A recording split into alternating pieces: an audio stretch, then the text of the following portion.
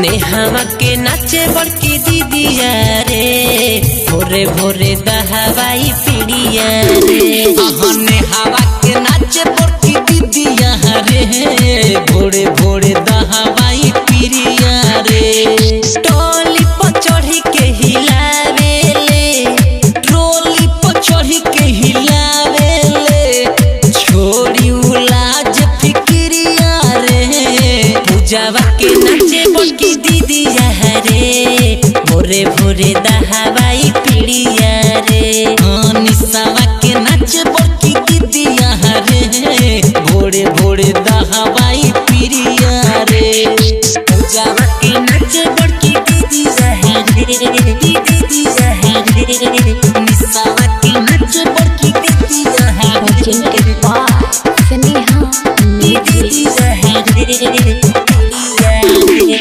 नया नया पेन्ही कपड़ा खूबे झमकावे, संगे संगे ई तो अपना सिलवा के नचावे।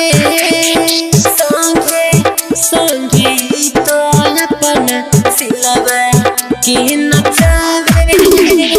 नया नया पेन्ही कपड़ा खूबे झमकावे, संगे संगे अपनाई तो सिलवा के नचावे। संगे संगे अपनाई तो सिलवा के नचावे।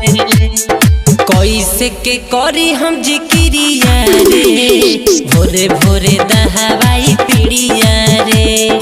कैसे हम करी जिक्रिया रे भोरे भोरे दहवाई पीड़िया रे। टोली पर चढ़ी के हिलावेले, ट्रोली पर चढ़ी के हिलावेले, छोड़ी उलाज फिक्रिया रे। सोनावा के नाचे बड़की दीदिया रे भोरे भोरे दहवाई पीड़िया रे। ऋतुआ के नाचे बड़की दीदिया रे भोरे भोरे दहवाई पीड़िया रे। पूजावा के नाचे बड़की दीदिया रे दीदिया रे। Mix by Sneha recording studio Chandtola. दीदिया रे चिउड़ा मीठा लेके पोखरा पजाले, सब लइकिन से अलगाई हमारा हाथ बुझाले। सब लइकिन से अलगाई हमारा हाथ बुझाले। चिउरा मीठा लेके ई तो पोखरा पर जाले, सब लइकिन से ई अलगा हमारा बुझाले। सब लइकिन से ई अलगा हमारा बुझाले। बाजी तेस के गीतिया रे भोरे भोरे दहवाई पीड़िया रे। बाजी अब सोनू के गीतिया रे भोरे भोरे दहवाई पीड़िया रे।